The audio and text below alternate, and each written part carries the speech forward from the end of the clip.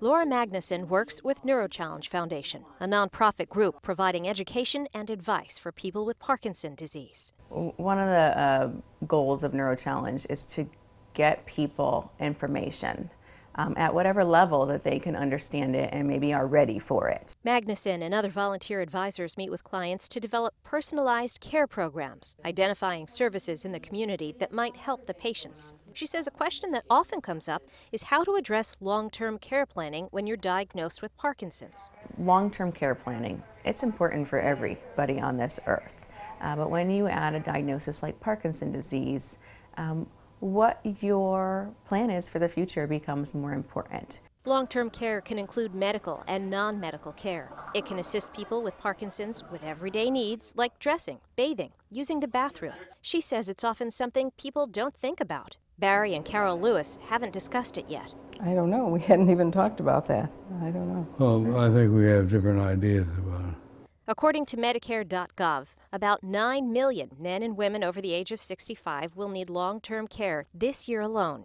Institutional care at an assisted living facility or nursing home may be required, and the cost could exceed $100,000 per person each year. Magnuson says it's important to think about care before you need it, but many don't. A lot of people, I think, are afraid. They don't want to think about the future. I hear that a lot. I don't want to think about the future. I just need to get through today. NeuroChallenge Foundation recommends you seek information from an expert. It is very important that you sit down early on while you have a full grasp of all of the possibilities. Babette Bach is an elder law attorney. When you are actively facing an illness process, it's an obligation you owe to your caregivers.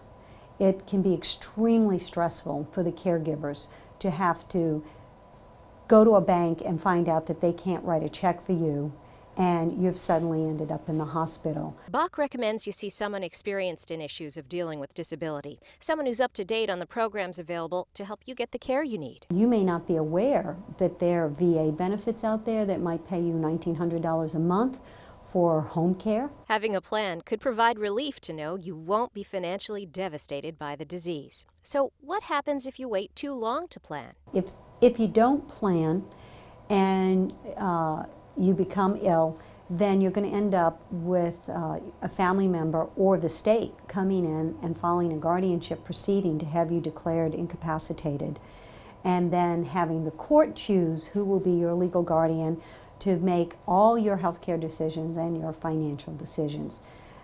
That's a terrible alternative. If you don't plan ahead, your voice will no longer be heard, your decision no longer respected, your caregivers powerless. They will not be able to call an insurance company and borrow on a life insurance policy if they need cash to pay for home care. They won't be able to apply for governmental programs.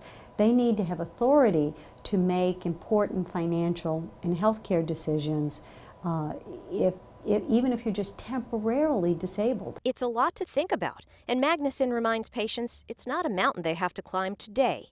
It's a goal for patients to consider, a plan to give them more control and to keep them independent for as long as possible. And then we know people may not be ready for that level of information yet, but we simply support in seeking out information does not mean you need to make a decision today about anything.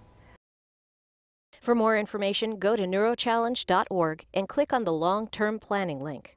This video was made possible in part through a grant from Sarasota Memorial Healthcare Foundation, Inc., and people just like you.